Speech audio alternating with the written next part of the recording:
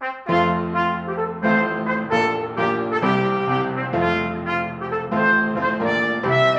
everybody, thanks for joining us for Politically Incorrect Knitters. I'm Deplorable Knitter and I am joined as always by my wonderful co-host, Ann Pinkava. Hi Ann.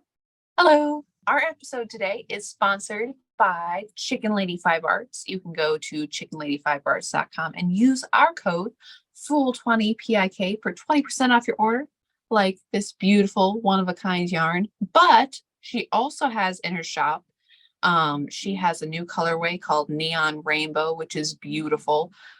She has the Patriot collection that is still in stock, and you can still use our discount code on that. She also has her present balls, which are very cool. She does. Yes. And can I just interrupt you, please? Because in addition to Neon Rainbow, there's like a pastel rainbow, and she has a picture of it on mohair, and I hate mohair, and all I want to do is go buy that because it is so pretty. And so go check out her shop because she put up some new stuff. She's got the new lotion bars that I've been talking about. Lots of fun stuff. Yes. Oh, and merch. I saw on Instagram she has merch now. Shirts and mugs. Yeah, so go check it out. And again, the code is FOOL20PIK for the month of April. And comment below to enter the giveaway for the beautiful yarn. Mm-hmm. Exactly. Comment on Instagram, YouTube and Rumble to be entered. Let us know you're interested in the yarn. And I was just telling Ann, this week there's no knitting here as I am recording from the beauty of my Nissan Rogue. So it is what it is. And so Ann's gonna tell us, hopefully she's got some knitting to show. Well, I have a little bit of knitting, not too much. Mostly, okay, I am super professional. I have sock blockers. So here, one second. And I think I got the ones that are slightly too big because I got to slip my socks that I did finish on them. But I'm getting prepared for my summer of Van Gogh socks. I'm going to do it. It's going to be exciting. I'm there. But before I had the summer of Van Gogh socks, I had to procrastinate with these. I believe I said last week, but these, ta-da, aren't they lovely? That this was a Cedar Hill Yarns hand-dyed self-striping Christmas colorway that she had. It's very, very pretty. And yeah, so I finished these, but you see, I am a fool. And when I finished, I had this much. I have it divided into two. So I had two of these, and I had like a little tiny extra that I wound off because I wanted to decide which stripe I started on, which is totally irrelevant, but I thought it was important at the time. So I immediately cast on another pair of socks with the same yarn. So there should be enough for a short pair of socks. But yeah, that my you should finish this project before you go on quickly became the oh well, but I can make another pair of socks too, can't I? Because I don't have enough already. That's too funny. I give you credit. And isn't that her colorway? I'll be gnome for Christmas. Wasn't that what it was called? It came with a little gnome stitch marker. It's super cute. She did. If I had, I don't know where the gnome stitch marker went.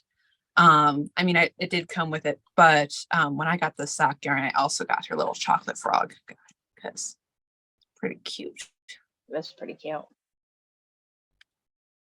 That's pretty exciting. As for big project knitting, I have not done much. There was a sample of something I started, but that kind of came to nothing.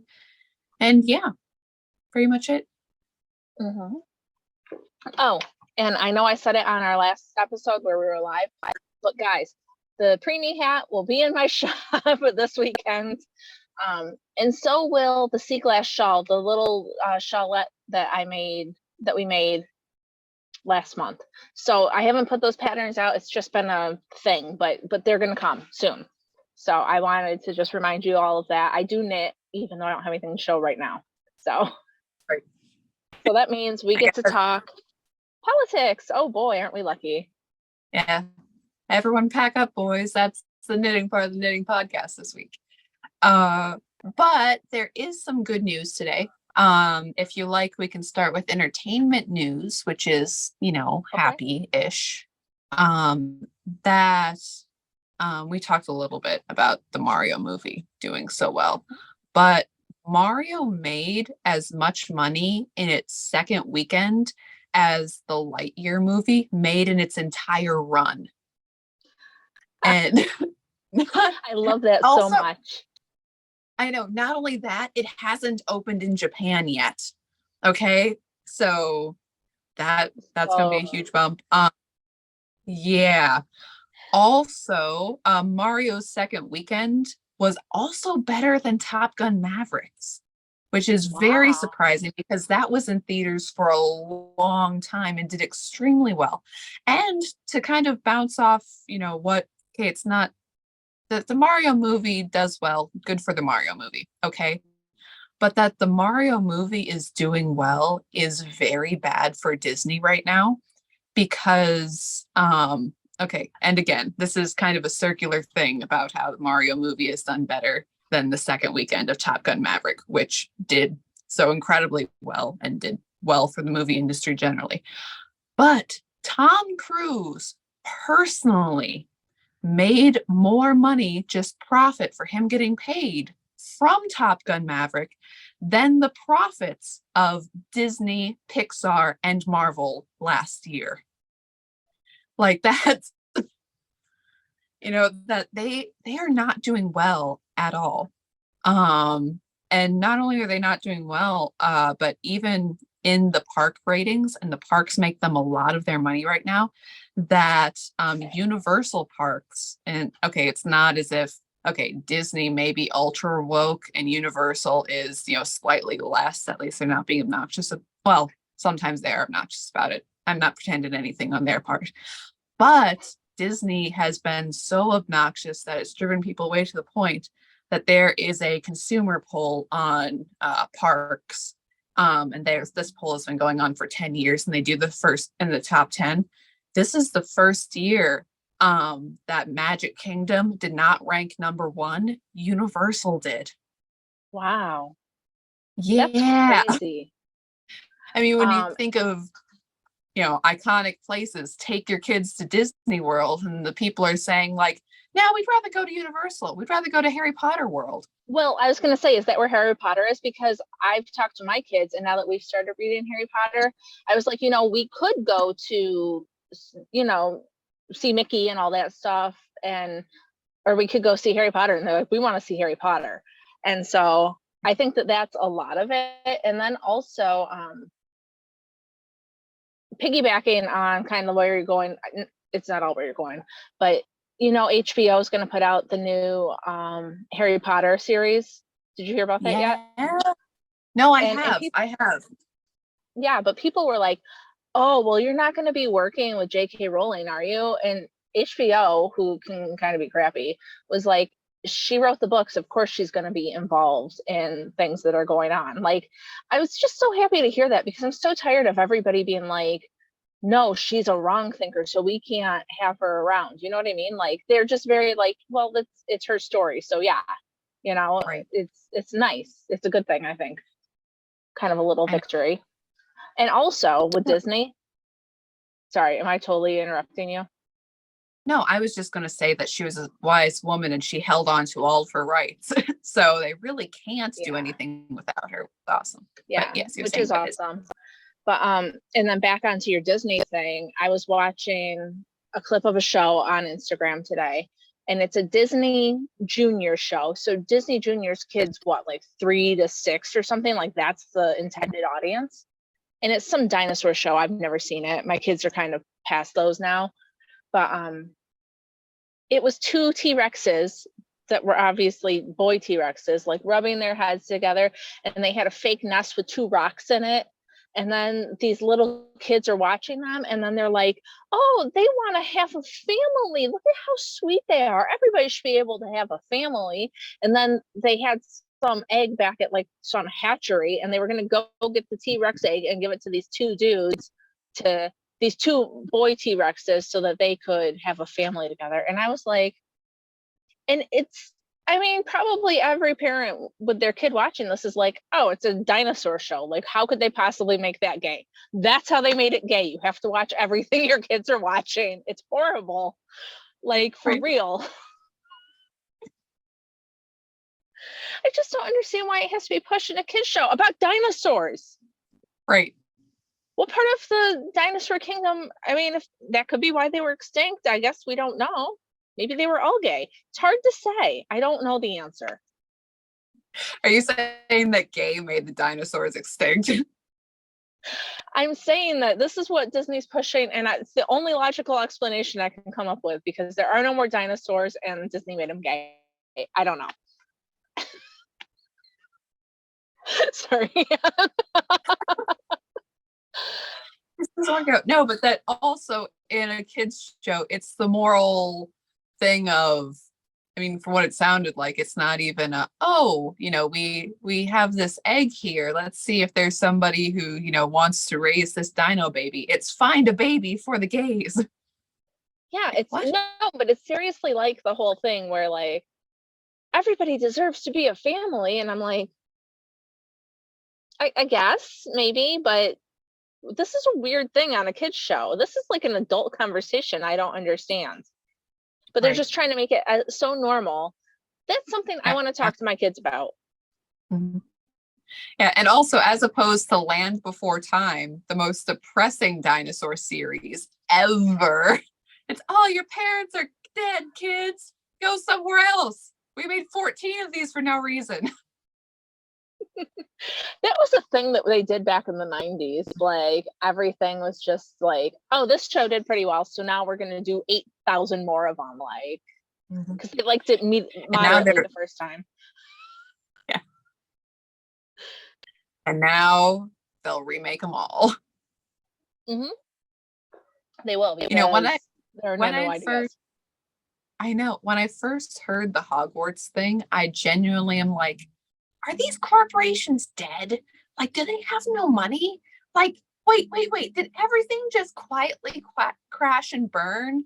And there really is nothing, but they're like trying to prop themselves up like, no, guys, we're doing great. We're redoing Harry Potter. Y'all excited for Harry Potter? You love Harry Potter. And like, I forget who owns the rights to it, but they're like, no, we're doing a Twilight TV series. And I'm like, really? Why?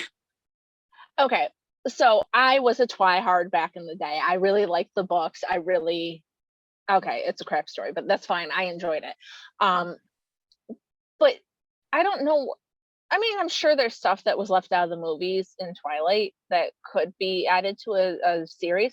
But really, Harry Potter, it's so funny because like a month ago, my brother was saying to me, you know, I've always thought that they should do a series of Harry Potter and every season would be a book. And then that way they could really put in the storylines that got missed in the movies because there wasn't enough time, you know, really take the time to like have all the characters and everything. And I don't know how you could do that with Twilight. Like Twilight's like, oh, I love Edward. No, I love Jacob. Oh, I love you now. Oh, now I'm hallucinating. No, it's weird. We don't need it again. It was fine the first time. Yeah, I agree with you too. And also, okay, if they do the Harry Potter series well, it could be amazing. It's like, will they though? I hope they will. And I also think it's interesting because, you know, there's a few actors from the original movies who were asked about doing The Cursed Child, which is the screenplay that she wrote, and they were uninterested in talking to her. And now there's going to be more leverage because there's not just going to be the Harry, Ron, and Hermione that we know. There's going to be new ones. And so if the old cast doesn't want to do it, then I guess they'd be able to go ahead with the new cast. My understanding with The Cursed Child, and I read through the script of the Cursed Child and made me ill. It was so bad. But it's my understanding that somebody else wrote it. She just stamped her name on it. It was that kind of a thing. It makes no flipping sense. It is so terrible. But also part of it is that in the stage play, they had Hermione be black. They also had Ron be a little like side toy husband, and they made Hermione, who is not a people person, love her as a character, not a people person. They made her the prime minister after she said that, why would I be in government? I want to do real things with my life. What a stupid decision. And then they put Ron in with his brother's business. I'm like, that doesn't make any sense either, because Ron isn't creative. He's very good at other things, but he's not like magically creative. That's not his strong suit. Why? Hermione would be better suited for that job. Anyways. No, I Bad have never read fanfic. that. I've never read that one. Yeah. Yeah, don't. A lot of bad fanfic gets published nowadays, and I don't understand it. I mean, I've read some really good Harry Potter fanfic that could have totally been like a sequel or whatever, a continuation of the story. Like, why do we have to settle for a crap one? It's hard to say. It's true. So anyway. Yeah, and sorry, I've been having fun too, people speculating about who the actors should be for different characters for Harry Potter. Like, a lot of people are saying Adam Driver as Snape, Peter Capaldi as Dumbledore would be a really cool choice, I think. I'm really hopeful that they don't do the thing that the movies did, where they took all the people that should have been like, 30 at the most, and made them all like 50 and 60. Yeah. And because I love Alan Rickman, he was way too old to be Snape. Right. Snape was supposed to be like 30. Rickman was like in his late 50s when he started that role. So like, it's just, you know what I mean? Like, come on. But yeah, definitely. Anyway, so for our friends that don't like or not into Harry Potter, let's move on to some other stuff like what's happening. Right. Some other proper news stuff. Well, you sighed when we said news, so fun stuff first. But this has been making my head hurt. Hey, it is what it is. So the US FDA tweeted this out on their official thing, that the monovalent Moderna and Pfizer BioNTech COVID-19 vaccines are no longer authorized for use in the United States. Isn't that funny? And isn't it interesting how it just kind of came out in a little tweet and there wasn't really any fanfare or discussion about it? It's just like, oh, hey, boop, there you go. Yeah, how Sweden did it last week, and like, oh yeah, oh, by the way, don't have that. There is a lady in England, and her name is Charlotte Wright, and her husband was a doctor, and he died of complications of the AstraZeneca vaccine. And it was only this past week where they had it officially on the death certificate, that she had a little press release thing outside the coroner's office. And it was something that had been mentioned, and that with a lot of these inquests, there is an AstraZeneca representative on the Zoom call. So it's like, it's not as if this is a totally unknown thing, that it could kill people. It did kill people. But that this has been, oh, no, you can't say that. Well, there's the facts, and there's the bodies, and there's the bereaved families. And there's also people who are still living with vaccine injuries. But yeah, that's interesting. But yeah, I'm just so tired of like we're pushing, and now we found out something doesn't go with what we've said or whatever. So instead of like apologizing or saying that we were wrong or anything, we're just gonna be like, oh, here's this little blip. Like, nobody's even gonna. They had so many people drinking the Kool-Aid and getting 17,000 shots, and now we're just not going to talk about it. Yeah. And not only that, it's the footing around it. Like, oh yeah, it's always been like this. Oh, I've always been against masks. No, you weren't. You weren't really at all. Yeah, no. Yeah. It's like you were weird. That guy the whole time. A lot of people were. Hey, I did hear some good news out of Hungary. that they are not allowing kids to transition or do any sort of stuff at all. They're protecting their children, and I thought that was excellent. They're one of the very few countries who are. So that was good news. Right. That is good news. And I mean, with that sort of news in America, like there was a bill, I think it just passed the House against men competing in women's sports. It's expected to pass the Senate, but Biden says he'll veto it. So on one hand, you have legislation like that going through, that there was but yeah, you have legislation like that going through, but then the state of Washington, they're saying that if you don't consent to, transitioning your child, that they will basically take your kid. And also, if you have like a runaway teen, and the teen says, I ran away because I wanted to transition, my parents won't let me, they won't tell you where your child is. That they will. That's fantastic. Yeah. It's some bad stuff. I don't understand. I just don't. It's in the past, I can't remember the dates. It might have been like from 2017 to 2020 that they've castrated 56 kids between 13 and 17. And like in that same age range, there's been almost 800 mastectomies for these children. And I just don't understand how these people are able to be like, this is good. We're doing good things for these kids. Like what part of castrating a child is how do they explain this? I don't have any words because I can't even begin to wrap my brain around it. Like, I'm not a fan of the mastectomies either. And, if they were to have children in the future and want to breastfeed, I'm sure that that's difficult or impossible.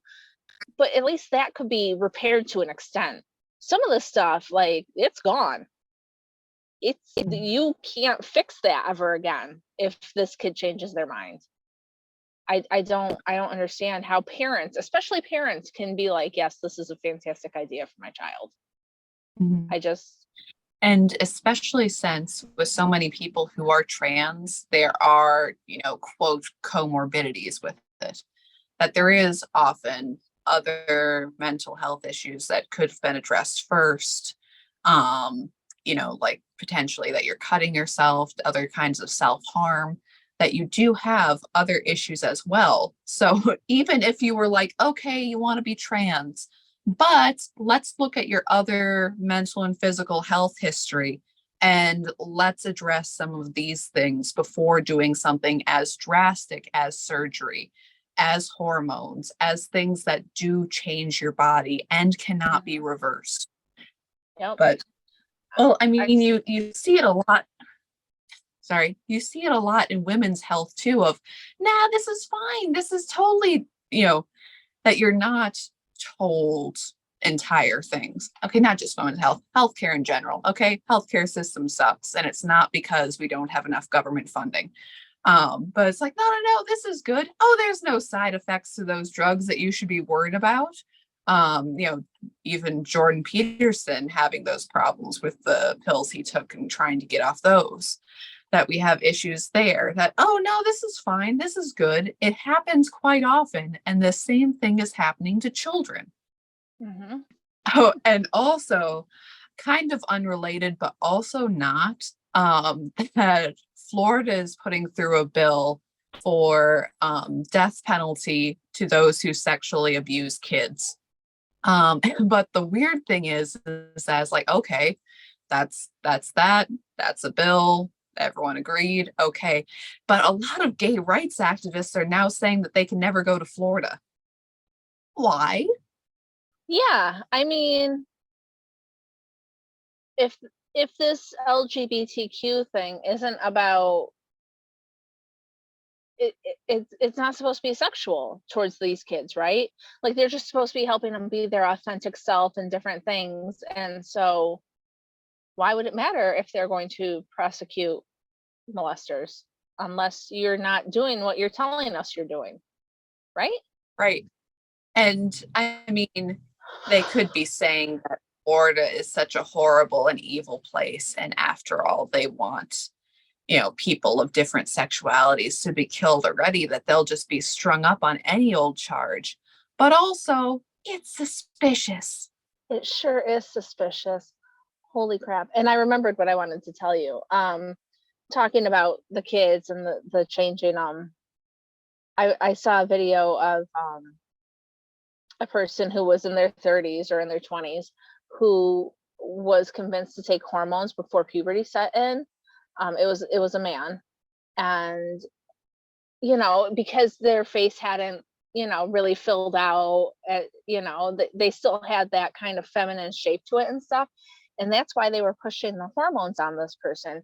And then they were talking, and I thought it was like a lesbian, like a woman with short hair and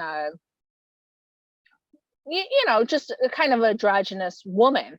It was a man, but because of the hormone therapy that they pushed on them so young and everything, their voice will never get deeper. Their facial features are extremely feminine, and it's like sad. This stuff, they're like, oh no, you can stop anytime, you can do whatever. You can't. You just can't. It's awful. I wanted to just point that out. Anyway. Oh, definitely. And also with that too, the UN this week had a little blurb. So they hid it in something, and I wrote it down because it was so ridiculous. It is the 8 March principles for a human rights-based approach to criminal law prescribing conduct associated with sex, reproduction, drug use, HIV, homelessness, and poverty. That seems like a lot. Mm-hmm. And that seems, like quite a large thing to hide. By the way, we think that countries should make it legal for, people who are under the age of consent, that they are able to consent to sex with adults, which is pretty.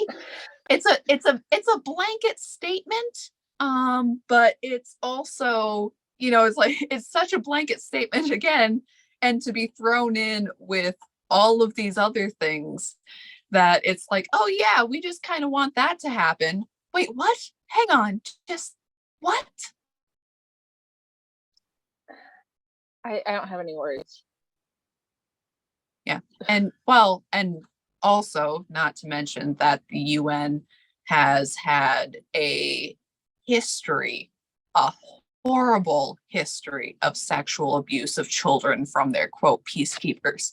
And this is not just it's come out in the last 5 years thing. This has been known about for at least 2 decades. Okay, I remember when I was a kid and I was in elementary school, and they had this little thing, and it was a little box that we were supposed to fold up to collect money for UNICEF along with trick-or-treating. And my mom said no immediately, because after all, UNICEF, she thought there was a particular sickness in having children go around and collect money for child molesters. So, and that's a little, oh yeah, we're just gonna give it to the kids. Yeah, that's cool. But yes, that they have a horrible history, that the UN peacekeepers and connecting with the UN, all of that. It's horrible. We should never trust the UN ever. And any moral high ground that they have from the building that we, America, paid for, our taxpayers going to this. So all of these little tin pot dictator countries can get up and put themselves on moral equivalent stands, that Iran and China can be on human rights councils. That's great. And I love also that when the UN peacekeepers get convicted, or not convicted, ain't nothing going to change, that when they when people are like, oh yeah, they drugged a girl, they did that, there was a trafficking ring with lots of children, they've been bribing kids with candy to do horrible things to them. Okay, that has been happening for years, And then when they're like, oh, yeah, we'll do something about it. So what do? They ship them home. And then nothing's done about it. That is their punishment, that they take them out of the region and they shuffle in somebody new who will have no repercussions but going home if they, quote, misbehave. And then there'll be, various boards going like, oh, yeah, it's a problem. But we take these things very seriously. So seriously, 2 decades, nothing. That's all nuts. I have little things that I heard about. One of them is, how now that people can be whatever they want to be, men are getting convicted of crimes, but because they say they're a woman, they get to go to the women's prison. Like the dude in Jersey who impregnated, I don't know, 2 or 3 other prisoners while he was there because he could. Because he was not actually trans. He was just saying it to go to women's prison. Yeah. I guess something similar happened in like Scotland where they did this law where like people can be like whoever they want to be and it's fine. And so some guy got convicted of raping several women and he ended up going to women's prison because all of a sudden he decided he was trans. And so now Scotland at least is backpedaling on that. They're like, no, we're not going to do this anymore. So yeah, maybe sending the rapists to women's prison was a mistake. If only we could have seen this before. I had no idea that was going to happen. I mean, like what?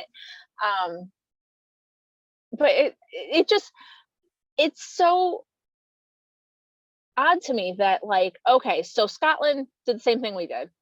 They went, oh no, this was a poor choice. And now they're like backpedaling on it. Here in the US, we're like, no, we're doing this. And then it like goes poorly. And then we're like, no, we're doing it harder now. Like there's no like, oh geez, maybe we made a mistake. You know what I mean? Like, I don't get it. Yeah, now more than ever, our oppressed trans brothers and sisters are getting such a black backlash for the crimes they committed because we let them. And now we have to let them do crimes harder or else we're bigots. Right, exactly. Like, no, we're not going to say that maybe putting men in with the women was a bad choice. Now we're just going to have to put daycares in these prisons because of all these women getting impregnated by them? Like, like, it doesn't make sense. So that's happening. And then Anne and we talked on the phone a little bit because we got our timing messed up. And I was telling her that I just saw that Robert Kennedy Jr. is going to, he has filed his paperwork to run as a Democrat against Biden in 2024.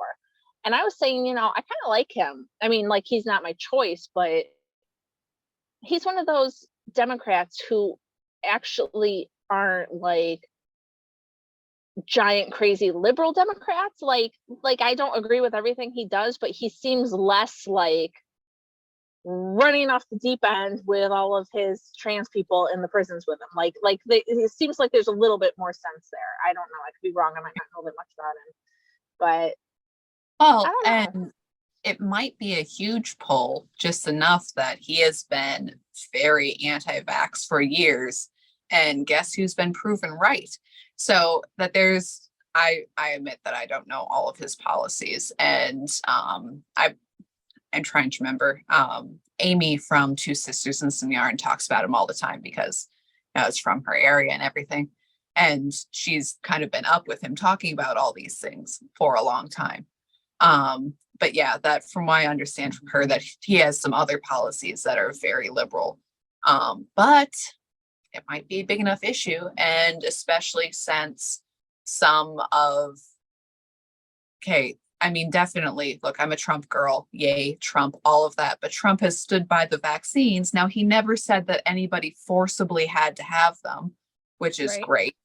But he's still a promoter and he hadn't turned around on that when it's like, look, it wasn't Trump with a little test tube making these, but still that some horrible, horrible harms have been done by them.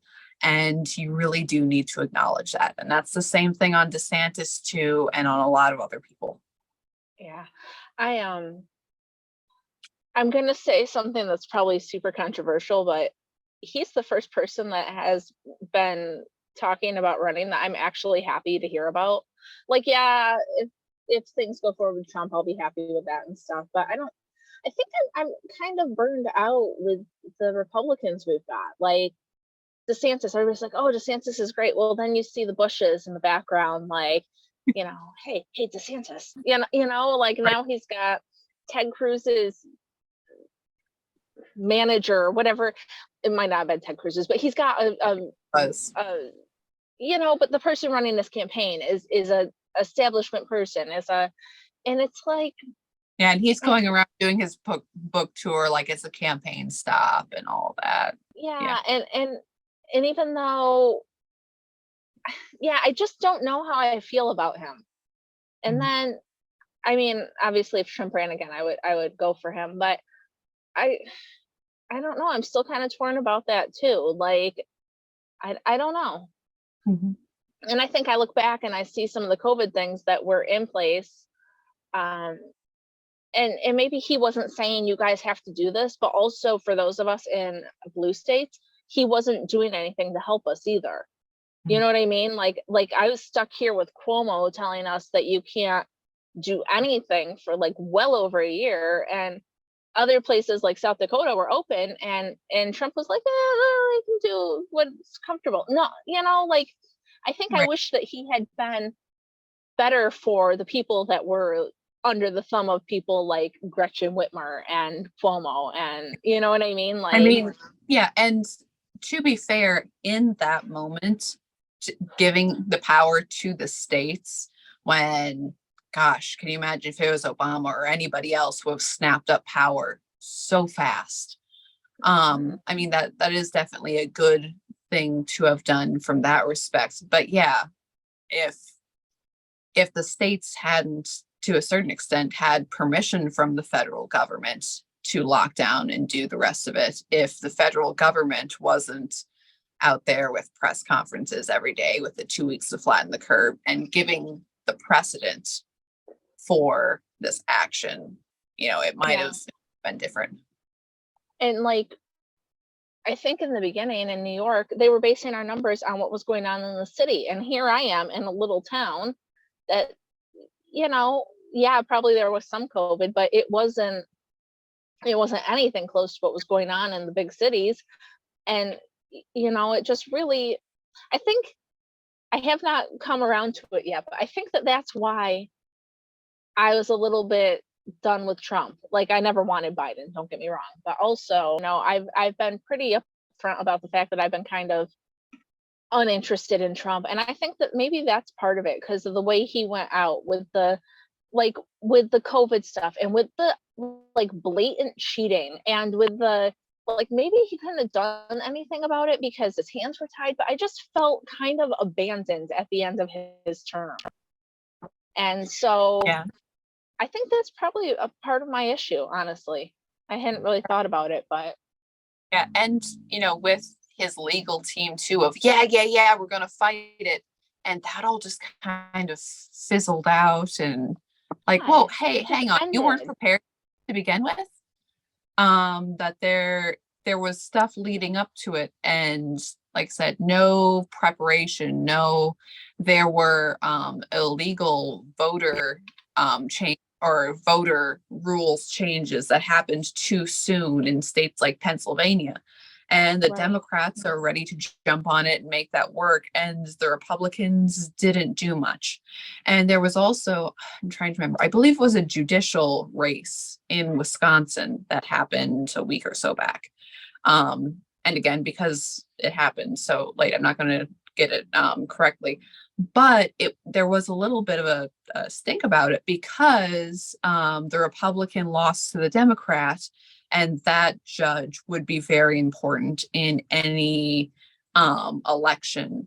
That if there was any election questions, it would be brought before that judge, and that judge being a strong Democrat is definitely an issue. But part of it is too, it's like, oh, well, why didn't the Republicans have a grassroots effort more? Definitely, you need to look at your local people, you need to vote and everything else. But also that Republican purposefully distance themselves from Trump and anything Trump is doing, which turned people off. Mm-hmm. So yeah, so Yeah. there's issues there too. It's weird because I get it. You don't want to hang your hat on one person because he is one Mhm. person. So, He but is, also but he's it's really motivated a lot of people, and it's more of a movement now than just Trump. It's the, you I know, think America First thing, I think. right. And I think the movement was there before Trump too. And it was Trump who really spoke for it and gave it a specific direction, which I think is excellent. But not only that, but it's the, oh, well, why doesn't everybody just get along? When the people are saying, oh, why don't we all just get along? Is the Mitt Romney crowd of, well, why doesn't my base just agree with everything I say as I cozy up to the Democrat side? It's like, yeah, because your base doesn't want you. The base doesn't want Mitt Romney or Mitch McConnell.